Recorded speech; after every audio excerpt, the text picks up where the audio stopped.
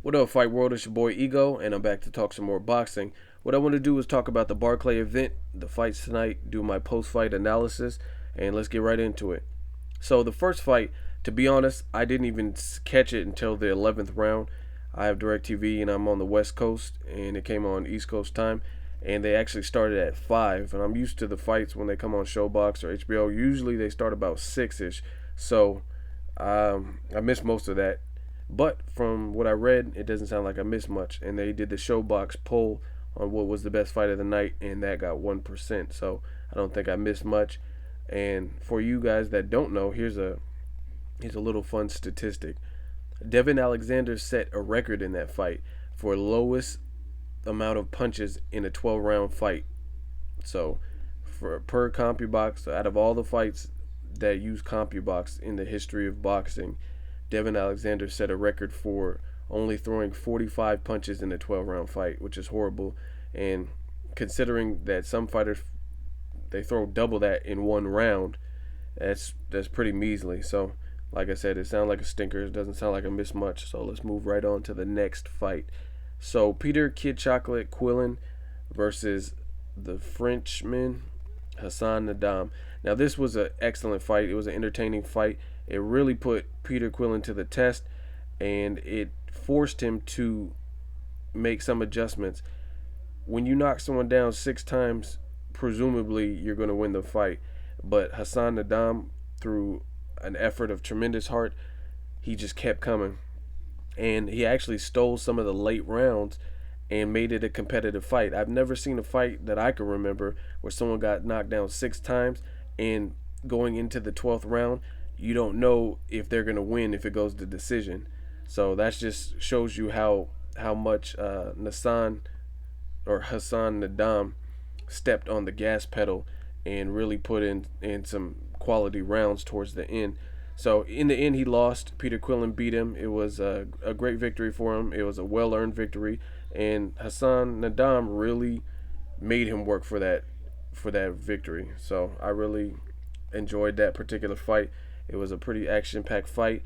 As far as Kid Chocolate, he has power. He's still a work in progress in my book. When it comes to like middleweights and other fighters like Sergio Martinez, I think that'll give him a lot of problems because Sergio Martinez, one, he's ring savvy. He has that ring generalship, ring IQ. He's seasoned, and he has a lot of movement that I think will bother Peter Quillin. And if you think about it, Peter Quillin's biggest, I would say, attribute would be his power. And when you get in there with someone who's crafty, if you know how to box, you can, in essence, neutralize that. Like Sergio Martinez, when he fought Chavez Jr., Sergio Martinez was closer to 160 fight night, and Chavez Jr. was 192 pounds. So obviously that guy's going to hit harder since he outweighs you by 20, 30 pounds or whatever the situation is. So Sergio Martinez, through his movement, was able to bother Chavez Jr. and get the best of him for 11 and a half rounds. So same thing with Peter Quillin. He's a work in progress. He has to work on some technical aspects of his game. You can't rely solely on power because when you get in there again with someone who's seasoned and knows how to box, that power goes out the window. Because, I mean, perfect example is Floyd Mayweather. Floyd Mayweather, he's been outpowered by a lot of people if you just talk power versus power. Cotto is a more powerful puncher than Floyd Mayweather Jr. However, Floyd Mayweather knows how to navigate and use the ring and neutralize someone's power. Same thing with Shane Mosley. Shane Mosley would be a more powerful fighter in terms of power punches than Floyd Mayweather at the weight class that they fought.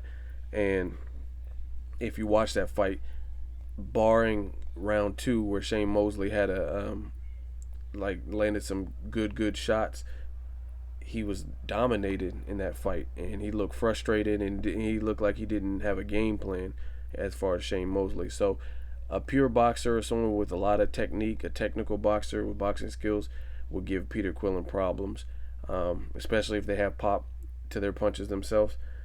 Either way, it was a great fight. I enjoy watching it. I want to watch it, record it, and watch it again. And moving on, Yeah, Paulie Malignaggi versus Pablo Cesar Cano. This fight is a little bit tricky. I have an app on my phone where it allows you to score the fight, and I had this fight for Kano winning the fight. I had it 114 to 113. That was the final score. I'll post it right here so you could take a look at my rounds. Make sure you guys, when you are watching fights, if you're really serious, score the fights. Write it on a piece of paper.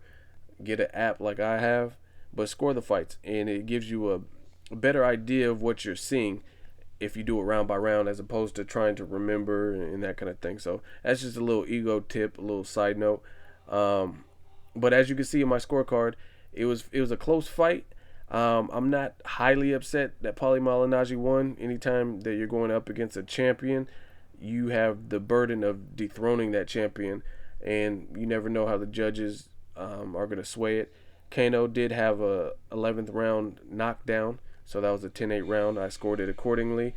He had the hometown decision, maybe. I guess you could say Kano got off to a slow start, which is probably some of his undoing. But I did have him winning the fight. I got to watch it again to really assess some rounds, because I think it was rounds 4, 5, and 6, which could have went either way. So it really, on this fight, it really depends on what you were looking for. Paulie Malignaggi is not known to be a power puncher. In fact, he's known as a pillow-fisted fighter. People like Timothy Bradley, Paulie Malignaggi, Lamont Peterson, they're known as light punchers in the sport of boxing. Not that they can't win or defeat people, but they're not known for being hard hitters. People that are known for hitting hard would be people like Randall Bailey and that kind of thing. So with that, it's, if you're judging basically based on just power shots, then obviously you're going to have Paulie Malignaggi down. But he did establish a great jab. He had a lot of movement, and he landed a lot of good shots. But CompuBox wise and power shot wise, Kano was dominant in those categories. So it really depends on how you were viewing the fight. Like I said, it could have went either way. It could have been a draw. It could have been, I had Kano winning. But like I said, I got to watch it again. The middle rounds would be pretty much the determining factor, rounds 4, 5, and 6, if I would score it a little bit different. But I did have Kano winning 114, 113. But Paulie Malignaggi was the reigning champion, and it was in his hometown, so sometimes decisions go that way. And it's really based on what the judges see. So a lot of people are claiming robbery. I don't think it's a robbery when you have a close fight. Like, I mean, if the fight's close, that is not a robbery. But when someone's clearly dominant, then that's when it becomes a robbery. I think there's certain terms in boxing, ducking, robbery, and these terms get abused in the sport, in my opinion. So the Paulie Malignaggi fight, if you look at it from the beginning, he was getting the best of Kano, and he opened up a severe cut in Kano, and then towards the middle, late rounds, then Kano was like really starting to put in work and put on some pressure, and rightfully so, because he was kind of down on the scorecards, in my book at least. So it could have went either way. That's my personal opinion, but I did have Kano winning the fight.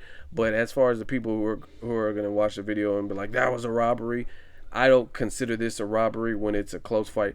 Even like the Brandon Rios versus Mike Alvarado, if you watch that particular fight prior to the knockout, before Alvarado got knocked out, that was a close fight. So if a judge had it slightly in favor of Rios or Alvarado, I wouldn't call it a robbery. So that's just my take on the whole term robbery. I think that gets abused too much. It was a robbery, it's a robbery, it's a robbery. And a lot of times these fights aren't robberies. They're in fact close fights where it just depends what you're looking at. If you're looking at CompuBox number, if you're looking at boxing skill, if you're looking at effective aggressiveness, it just really depends. So it was a close fight.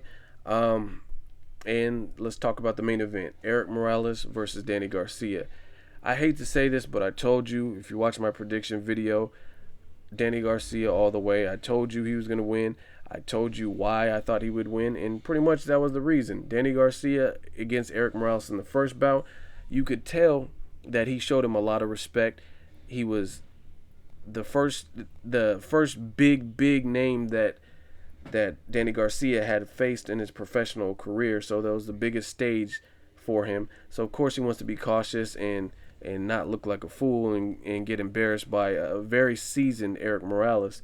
So you can't blame him. But knowing that he hurt him late in that first fight, I think the 11th round he knocked him down, or maybe the 12th, I don't remember, and beating Amir Khan, who's a young champion or ex-champion, those are going to be huge for his confidence. And I told you that, and I let you know. Plus, Erik Morales is on the decline. He's been on the decline if you watch his last couple of fights, even before Danny Garcia. He knows what to do to stay alive, usually, and he can navigate. He's a veteran. I respect him. He has a hell of a resume, and he's given us a lot of great fights. But in boxing, age plays a significant factor. Skill set plays a significant factor. The way you condition your body plays a significant factor. And at least two of those categories for Erik Morales are starting to deteriorate, and it was showing. If you look at Erik Morales' body versus Pacquiao versus his body against Danny Garcia 1 or Danny Garcia 2, it's not the same. He looks a lot flabbier and a lot squarer body type. He's just past his prime, and it's okay to be like that. And I had some people even inbox me like, oh, Morales, he's going to show you up. And a lot of people bring race into it. It has nothing to do with Mexico or Puerto Rico. I don't give a shit about that. I come to give you guys unfiltered, unadulterated, non-biased opinion. If I have a favorite fighter, I can still let you know they're going to be in for hell. I don't have a problem with that, but some of you guys do. But as far as Erik Morales, like I said, he's a legend. He's very seasoned, but it's time for him to hang him up. I told you Danny Garcia was going to be too much for him, and he was. In the 4th round, he knocked him out, and it was a vicious knockout. He knocked him out to the point where Erik Morales spun around like Michael Jackson and then fell through the ropes. It was ugly. So as far as an ex-champion like Erik Morales, someone who's given us these great fights, you don't want to see him go out like that. It's kind of like a Roy Jones Jr. You don't want to see these people on their last leg, so to speak. He's talking about he's going to fight in Tijuana, and I really just want to see him hang it up and call it a career, me personally, because I think he's already done. He has nothing else to prove to me. He's already proven that. He's a warrior. He's top 5 Mexican fighters ever, easy.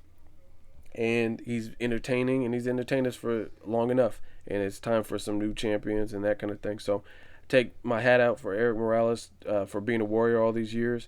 But like I said, I told you what would happen. Danny Garcia would be too young, strong for him. And I don't know with the whole drug testing with Erik Morales, but that's another thing. It seemed like weight and making weight became harder and harder for him, to the point where he might have used some kind of banned substance to make weight. So who knows, but that's just my little take on it. Make sure you guys subscribe, comment, and or hate. Let me know your opinions on the fight. What was your favorite fight? What do you guys think about my commentary and that kind of thing? So until next video, it's Ego signing off.